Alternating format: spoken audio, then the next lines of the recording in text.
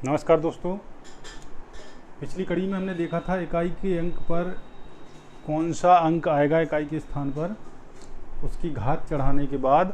तो हमने क्या देखा था, हमने 0 से लेकर 9 तक के अंकों को 3 भागों में बांट लिया था। वो भाग कौन कौन से थे? पहला था 0, 1, 5, 6। इनकी घात कोई भी हो ये बदलते नहीं हैं। 0 का 0 ही रहता है, 1 का 1 ही रहता है, 5 का 5 ही और 6 का 6 ही रहता है। दूसरा था 4 और 9। इसमें क्या होता है, सम अगर घात हो तो एक अंक होता है और विषम अगर घात हो तो दूसरा अंक होता है। बस 2 पैटर्न इसमें बनते हैं, तो इसलिए इसको भी आसानी से हम निकाल सकते हैं और ये हमने देखा था पिछले अंक में। इसके बाद जो अंक बच जाते हैं 2, 3, 7, 8, अगर वो इकाई के स्थान पर हों और उस पर के ऊपर बहुत ज़्यादा बड़ी घात चढ़ी हो, तो आज के अंक में हम देख लेते हैं कि उनको कैसे हम पता करते हैं कि इकाई के स्थान पर क्या होगा। तो ये पैटर्न इसके लिए समझना हमें बहुत आवश्यक हो जाएगा कि ये कैसे किस तरह से ये घात चढ़ने पर ये पैटर्न इनका बनता है। जैसे पहले जैसे 2 की घात 1 है तो क्या आएगा 2, 2 की घात 2 है तो 2, 4, 2 दूनी 4, 2 की घात 3 है तो 8, 2 की घात 4 है तो 16, यानी इकाई का अंक 6 आएगा। तो ये पैटर्न, अब हम ये समझ लें कि ये 6 कौन सा अंक आ गया है जो पहले ग्रुप में है। ये बहुत विशेष बात यहाँ पर है। 0, 1, 5 और 6 में से अगर कोई अंक हमें मिल जाता है किसी पैटर्न में, इन अंकों में, तो फिर हम क्या कर सकते हैं, उसको उसी की घातों में तोड़ लेते हैं। उदाहरण से ये बिल्कुल स्पष्ट हो जाएगा।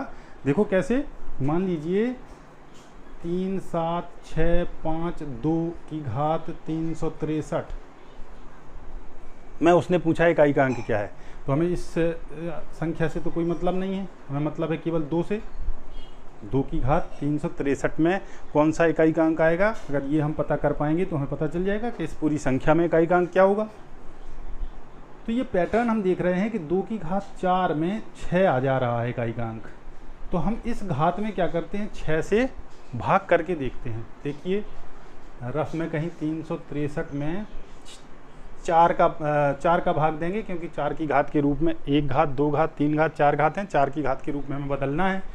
4 नम 36, अंक उतारा 3 का, भाग ना जाए भागनाष्टम 0। तो यहाँ पे 90 बार हम लिख सकते हैं 4 की घात, और 3 घात और बच जा रही हैं। इसका मतलब हम इसको कैसे लिख सकते हैं, ज़रा ध्यान से समझें। कैसे लिख सकते हैं, 2 की घात 363 को हम लिख सकते हैं 2 की घात 4 की घात 90 इंटू 2 की घात 3। ये बहुत ही ज़रूरी बात है, ये पूरे प्रश्न की यही जड़ है। इसको हम समझ जाएंगे तो फिर कोई समस्या हमें नहीं आने वाली। 2 की घात 4 की घात 90 की जब घात की घात होती है तो हम जानते हैं कि घातों का गुणा हो जाता है।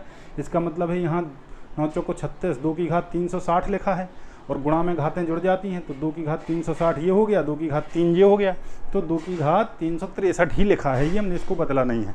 अब हमने क्या किया, इसको 2 की घात 4 में हमें पता है कि इकाई का अंक 6 आ रहा है, और हमें 6 की घात कुछ भी हो 6 ही रहता है, ये हमें इससे पता है।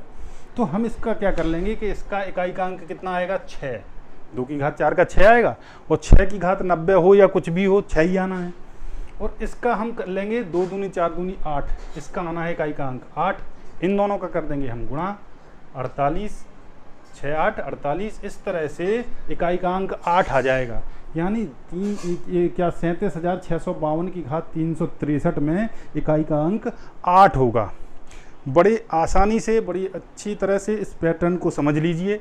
चलिए और समझने के लिए इन अंकों को और देख लेते हैं। 3, 7 और 8 को भी देख लेते हैं,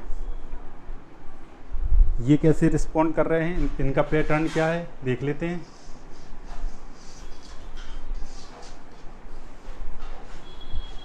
देखिए इसका क्या पैटर्न है। 3 की घात 1 बराबर 3 आ रहा है, 3 की घात 2 बराबर 9 आ रहा है, 3 की घात 3 बराबर 27, यानी इकाई का अंक 7 आ रहा है, 3 की घात 4 यानी 81, यानी इकाई का अंक 1 आ गया। यानी ये 1 फिर से वही आ गया, 1 आ गया। तो अब इसकी घात अगर हम 3 की घात 4 के रूप में इसको बदल लेंगे हम, तो फिर 1 से फिर नहीं बदलना है। इसका एक उदाहरण देख लेते हैं। मान लीजिए 6, 9, 5, 4, 3 की घात 721। इसमें हम क्या करेंगे, कुछ भी हो सकती है घात, हमें उसमें 4 का भाग देना है। 721 में हम 4 का भाग दे देते हैं। 4 एकम 4, 3 बचे, अंक लिया 2 का, 4 अट्ठे 32, फिर अंक लिया 1 का, भागना जाए भागना अष्टम 0, यानी 180 बार पूरा पूरा जा रहा है और 1 शेष बच रहा है। यानी हम इसको क्या लिख सकते हैं, इससे तो मतलब नहीं है, 3 की घात 721 को क्या लिख सकते हैं, 3 की घात 4 की घात 180 इंटू 3 की घात 1। देखो 721 ही लिखा है। 18 दूनी 36, 18 तिया 54, 18 चौक 72, यानी ये लिखा है 3 की घात 720 और 3 की घात 1, तो 3 की घात 721 आ जाएगा। और जब हम इसको 3 की घात 4 का हम देख रहे हैं पैटर्न, 3 की घात 4 में क्या आ रहा है, 1 आ रहा है इकाई के अंक पे, तो यहाँ 1 आ जाएगा और 3 की घात 3 में 3 आएगा। इस तरह से इस पूरे संख्या में इकाई का अंक 3 आ जाएगा। पैटर्न बिल्कुल 7 का भी ऐसा ही है। पैटर्न हम देख लेते हैं 7 का भी और 8 का भी, लेकिन इसके लिए हम प्रश्न हल नहीं करेंगे, प्रश्न खुद करना है। इनको कोई भी उदाहरण लेके इन प्रश्नों को करिए, प्रैक्टिस करिए तो बन जाएगा। 2 और 3 का पैटर्न हम देख चुके हैं। 7 का पैटर्न देखते हैं। 7 की घात 1 7 होता है, 7 की घात 2 49 होता है, 7 की घात 3 9 आ गया यहाँ पे, फिर 7 की घात 3 7 49 गुणा 7 करेंगे तो कितना आ जाएगा, 7 63 28 6 34 343, यानी इकाई का अंक 3 आ गया।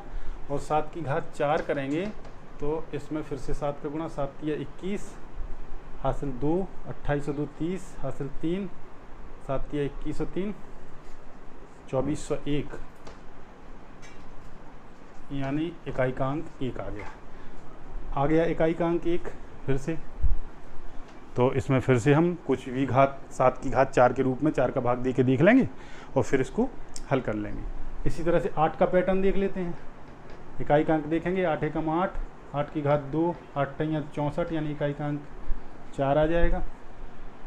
8 की घात 3 64 अट्ठे 8 चौको 32 3, 8 छंग 48 3 51 512 आ रहा है, यानी इकाई का अंक 2 आ गया। 8 की घात 4, यानी 512 में 8 का गुणा करें 16, 8 एकम 8 और 1 9 और 8 पंचे 40, तो इकाई का अंक 6 आ गया पहले वाला 6 में।